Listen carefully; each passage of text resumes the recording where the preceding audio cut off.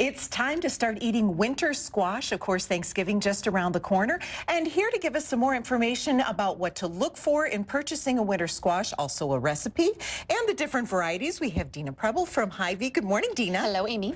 And let's start out with the different kinds of squash. Now, what's the difference between a winter squash and a summer squash? A summer squash are typically your zucchini and like your yellow hook neck squash.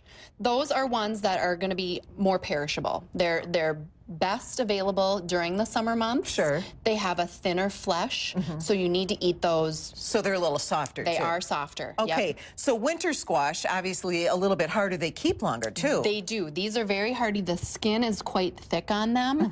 So they are actually, they're available, they're good for around 3 months if you keep them in a cool, dry location. They're meant to be consumed throughout the winter time. So don't refrigerate them until you've cut them. Okay, Correct. so let's start with different varieties. This is what? This is a buttercup squash. So this is going to be the sweetest of all of the squashes. Oh, all right. Similar in texture to a sweet potato. Oh, so okay. you could substitute the buttercup squash for any sweet potato in any recipe for a little lower carbs and calories. Okay, and one other thing you look for when you're getting a squash is you want to find one with a stem. You do. You want it to be this kind of hard, crusty stem. Okay. And for certainly with a stem. Okay. If it doesn't have a stem, it could mean that it's going to perish a little quicker than one without a stem. Okay, and then we move on to butternut. This is a butternut squash.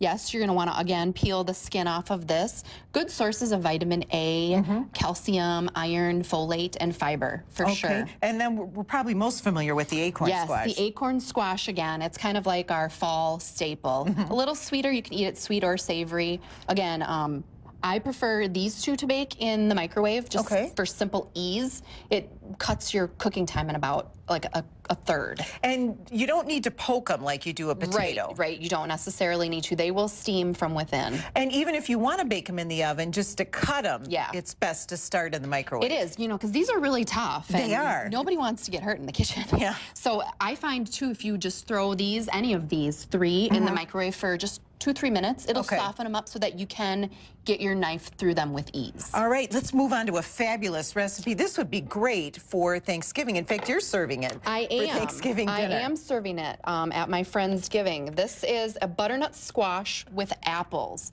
Very simple. So if you're one of those people who maybe like their squash sweet, think like with all the marshmallows and brown sugar on it, which is delicious, we all know. I can't believe the dietitian's talking about marshmallows. Well, but, that's why this is my alternative for it. So it's butternut squash, Granny Smith apples, and then it's just really nicely spiced with cinnamon, ginger, and clove, and a little bit of brown sugar. It smells absolutely fabulous. It smells like apple cider. So for those with smell-o-vision, we're going with apple cider today. I think it would also be great, too, if you wanted to add a little walnuts or some cranberries to it to jazz it up, add a little bit more color. Exactly, and we will provide the recipe for this on our web channel, NBC15.com, and hopefully you'll have a wonderful Thanksgiving. You Thanks too. so much, Dina. Thank you.